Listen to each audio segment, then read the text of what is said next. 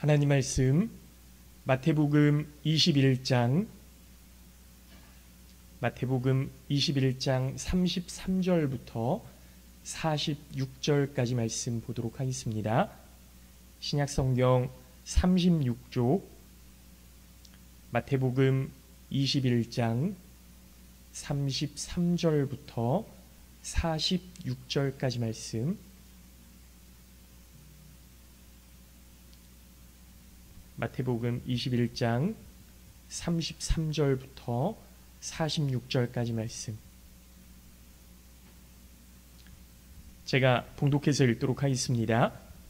다른 한 비유를 들으라. 한 집 주인이 포도원을 만들어 산 울타리로 두르고 거기에 집자는 틀을 만들고 망대를 짓고 농부들에게 새로 주고 타국에 갔더니 열매 거둘 때가 가까우매 그 열매를 받으려고 자기 종들을 농부들에게 보내니 농부들이 종들을 잡아 하나는 심히 때리고 하나는 죽이고 하나는 돌로 쳤거늘 다시 다른 종들을 처음보다 많이 보내니 그들에게도 그렇게 하였는지라. 후에 자기 아들을 보내며 이르되 그들이 내 아들은 존대하리라 하였더니 농부들이 그 아들을 보고 서로 말하되 이는 상속자니 자 죽이고 그의 유산을 차지하자 하고 이에 잡아 포도원 밖에 내쫓아 죽였느니라. 그러면 포도원 주인이 올 때에 그 농부들을 어떻게 하겠느냐? 그들이 말하되 그 악한 자들을 진멸하고 포도원은 제때에 열매를 바칠 만한 다른 농부들에게 새로 줄지니이다. 예수께서 이르시되 너희가 성경에 건축자들이 버린 돌이 모퉁이의 머릿돌이 되었나니 이것은 주로 말미암아 된 것이요 우리 눈에 기이하도다 함을 읽어본 일이 없느냐? 그러므로 내가 너희에게 이르노니 하나님의 나라를 너희는 빼앗기고 그 나라의 열매 맺는 백성이 받으리라. 이 돌 위에 떨어지는 자는 깨지겠고 이 돌이 사람 위에 떨어지면 그를 가루로 만들어 흩으리라 하시니 대제사장들과 바리새인들이 예수의 비유를 듣고 자기들을 가리켜 말씀하심인 줄 알고 잡고자 하나 무리를 무서워하니 이는 그들이 예수를 선지자로 알미었더라. 아멘. 할렐루야. 네, 오늘 예배에 나오신 우리 모든 성도님들 주님의 이름으로 환영하고 축복합니다. 하나님의 은혜와 사랑이 늘 함께 하시기를 예수님의 이름으로 기도하겠습니다. 여러분 오늘 말씀 읽으시면 어떤 마음이 드세요?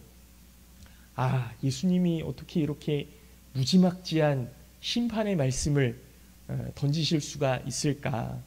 바리새인들과 대제사장들이 정말로 어떻게 그렇게 심하게 백성들을 착취했길래 이렇게까지 말씀하실까? 그런 생각이 드시나요?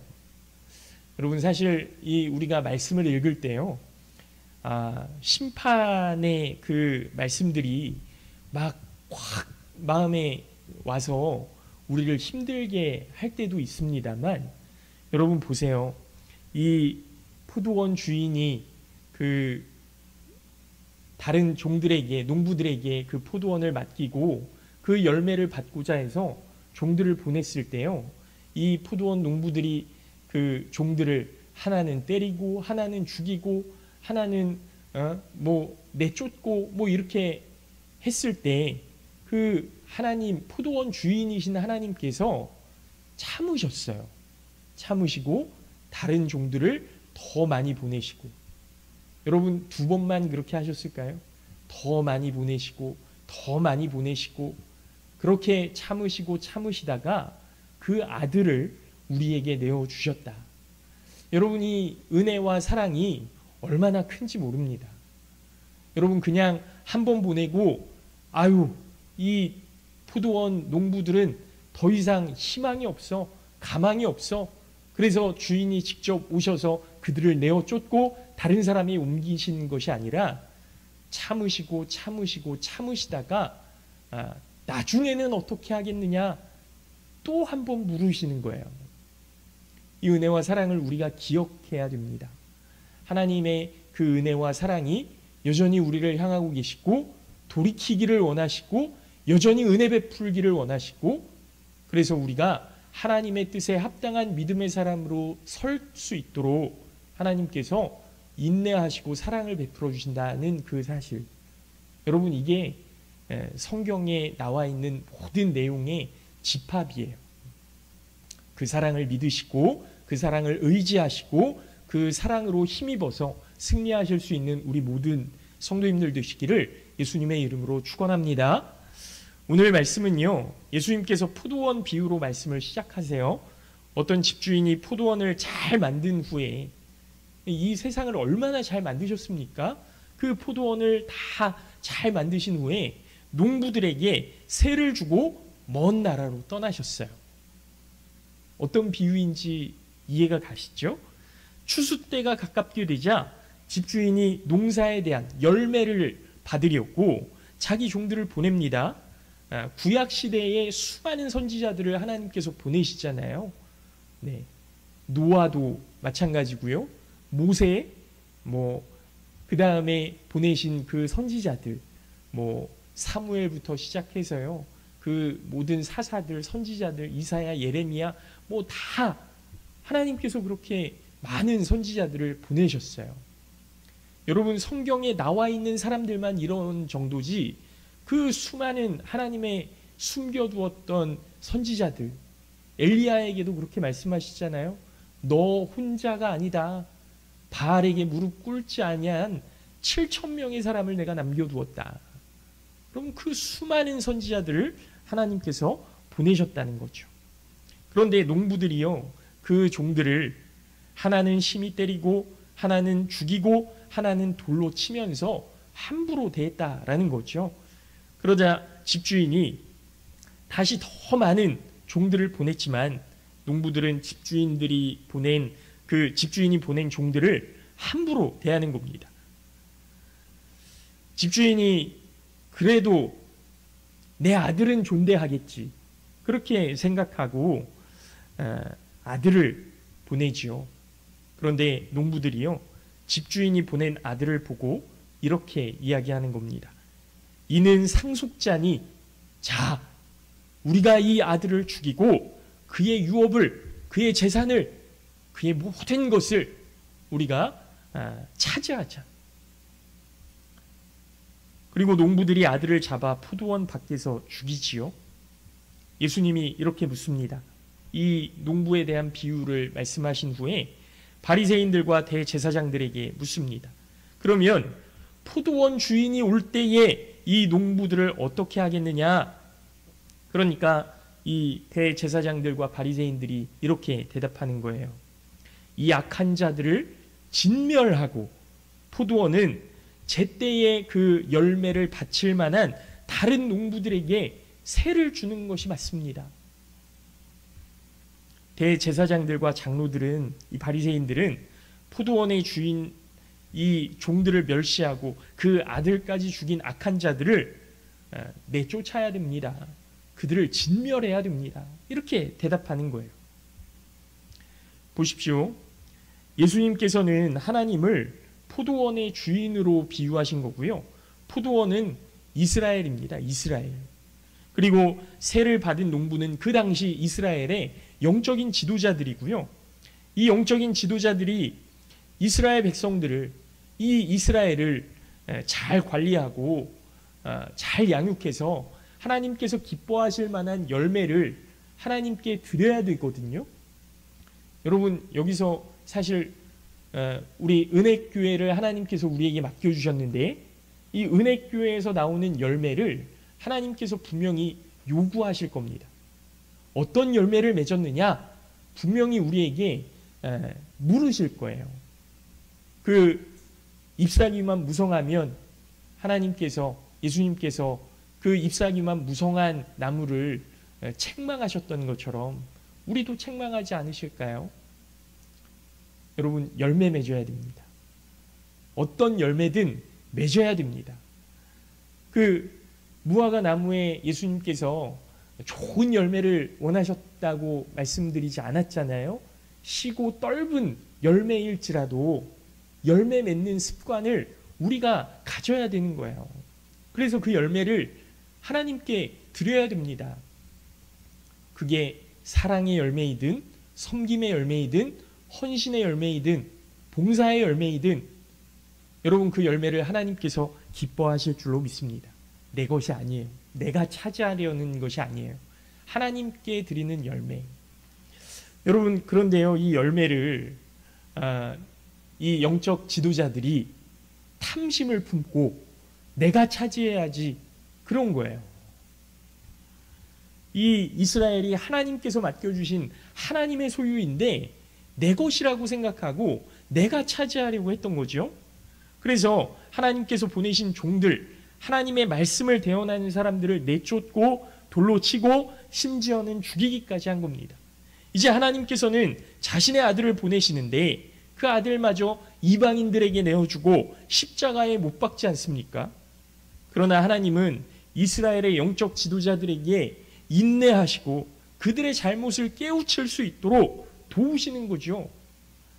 심지어 그렇게 내 것을 삼아서 하나님의 아들을 알아보지 못하고 십자가에 못 박는다고 해도 끝까지 포기하지 않으시고 이거 봐라, 너희들이 이렇게 잘못하고 있다. 잘못된 길로 가면 안 되지 않냐? 그 길은 너희가 죽는 길이다. 진멸되는 길이다. 책망받는 것이다. 그쪽으로 가면 안 된다. 이렇게 말씀해 주시는 거예요. 그러니까 생각해 보면 하나님께서 아들을 보내시는 이유가 뭡니까? 하나님의 뜻을 깨닫게 하시려는 거죠. 악을 즉시 심판하지 않으시고 그들이 다시 하나님의 은혜를 깨닫기를 원하셔서 기다려 주시는 겁니다. 하나님께서 그 소유가 없으셔서, 하나님께서 가진 것이 없으셔서 내놓으라고 말씀하셨겠습니까? 하나님께서 대제사장들과 바리새인들이 그렇게 떵떵거리고 사는 게 배가 아파서 빼앗으려고 하신 걸까요? 아니거든요. 하나님의 은혜를 알기 원하셨고 하나님께서 영원한 생명 주시기를 원하셨기 때문에 그 죄를 깨닫게 하시는 겁니다. 그러나 하나님의 이런 기대와는 다르게 영적인 지도자들은 하나님의 것을 자신의 소유로 만들려고 하는 거죠. 그러나 사람은 하나님의 것을 가질 수도 없거니와 하나님께서 주시는 것을 사람들에게 대신 줄 수도 없다는 것을 여러분 기억하셔야 됩니다. 사람은 하나님이 될 수가 없습니다. 사랑하는 성도 여러분, 우리의 삶에서 나오는 열매들, 이 모든 것들은 하나님께서 주시는 것임을 믿으시기 바랍니다. 여러분, 우리의 자녀들도요, 내 것이 아니에요. 하나님께서 맡겨주신 것이고, 그래서 우리의 자녀들을 하나님의 손에 맡겨드릴 때에만 정말 하나님의 뜻대로 잘 양육될 수 있는 것이지, 내 것이니, 내 배에서 났으니 내 맘대로 할 수 있는 게 아니에요. 그게 아닙니다. 우리의 삶도 마찬가지입니다. 하나님께서 우리에게 생명을 주셨을 때에는 더 이상 그것이 내 것이 아니라 하나님의 것임을 고백하고, 하나님, 나의 삶 아버지의 뜻대로 하옵소서. 나의 삶 아버지께 맡겨드립니다. 아버지의 뜻대로 우리의 삶을 인도해 주시옵소서. 여러분, 그것이 복음이고 구원인 것이죠. 이 세상의 소유권이 하나님께 있기에 하나님께서는 이 세상의 죄에 대해서 분명히 심판하실 겁니다. 그러나 구원받은 자들이 명심해야 할 것은 내 삶의 주권이 하나님께 있음을 기억하고 그 하나님의 뜻대로 순종하여서 하나님께서 주시는 그 생명을 누려야 한다라는 거죠. 아무리 심판이 있다 할지라도 하나님께서는 그 순종의 열매를, 우리의 헌신의 열매를, 우리 기도의 열매를, 사랑의 열매를 받아주실 줄로 믿습니다. 이것이 바로 하나님을 믿는 삶이고 그리스도인으로 살아가는 삶인 거죠. 바라기는 우리 모든 성도님들 모두가 스스로를 청지기로 여기고, 하나님, 나의 삶을 하나님께 드립니다. 나의 모든 것 하나님께서 인도해 가실 줄로 믿습니다. 그 삶에 순종하게 하옵소서. 그 청지기의 신앙으로 순종하는 믿음의 삶을 사시기를 예수님의 이름으로 축원합니다. 그러면 이제 예수님께서 악한 농부의 비유를 통해서 이 농부들을 어떻게 해야 되겠느냐, 물으시는 거예요. 포도원 주인이 돌아오면 자신의 아들을 죽인 농부들을 어떻게 하겠느냐. 그러니까 제사장들과 장로들이 이 악한 자들을 진멸하고 포도원은 다른 농부들에게, 열매를 바칠 만한 다른 자들에게 맡겨야 합니다. 이렇게 대답하죠. 너무나 당연한 말이지만 그 심판이 자신들을 향한 것임을 깨닫지 못하는 겁니다. 결국 그들은 자신들이 받을 형벌을 스스로 대답했던 겁니다. 하나님께서 그들에게 이스라엘을 잘 인도하도록 맡겼지만 그들은 하나님의 뜻을 거역하고 자신들의 이익을 위해 하나님을 배척하고 자신들의 그 탐욕을 채우는데 이스라엘을 이용했던 거예요. 이 대답을 들으시고 예수님께서 그러므로 내가 너희에게 이르노니 하나님의 나라를 너희는 빼앗기고 그 나라에 열매 맺는 백성이 받으리라. 여러분, 메시아이신 그리스도를 거절한 이 사람들은 하나님의 나라를 빼앗기는 아픔을 겪을 것을 말씀하시는 겁니다. 여러분, 에덴 동산의 아담과 하와를 기억하시죠? 그들이 왜 하나님의 그 아름다운 에덴에서 쫓겨나게 되었습니까?